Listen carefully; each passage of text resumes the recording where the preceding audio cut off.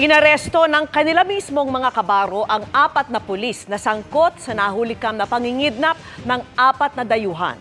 Isa sa kanila, Police Major pa ang ranggo. At nakatutok si Maki Pulido. Pulis ang sumbungan ng mga krimen at madalas inaasahang sumagip sa mga biktima. Pero hindi umano ang 4 na pulis na inakusahang sangkot sa kidnap for ransom. Nakilalang isa sa mga suspect sa CCTV footage na ito at nang matunton, itinuro na niya ang iba pa. Police Major pa naman ang isa habang mga police sergeant ang iba pa. Naka-assign sila sa iba't ibang istasyon ng PNP sa Metro Manila. Sindikato talaga kasi nagsama-sama yan, no? Pasado hating gabi noong June 2 sa Pasay nang harangin umano nila ang sinasakyan ng 3 Chinese at isang Malaysian. Gumamit pa sila ng police motorcycle at may mga kasamang sibilyan. Mga pulis na ito na nakamotorsiklo ay may sumusunod na white van sa likod. So yung Lexus hinarangan ng motorsiklo at sa likod itong silver white van.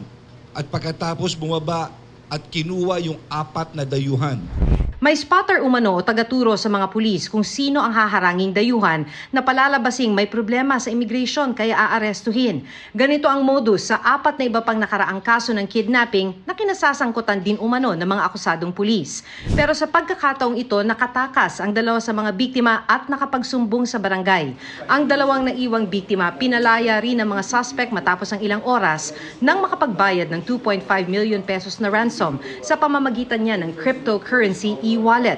Nakapagkasa naman agad ang PNP ng operasyon at sa loob ng 15 oras, naaresto na ang mga suspect. The police major, when he was arrested, tinuro mismo siya nung isang pulis. And at the same time, when he was being investigated, tinuro rin siya ng biktima mismo. I would like to assure, of course, our fellow Filipinos and our foreign guests in the country that everything will be safe.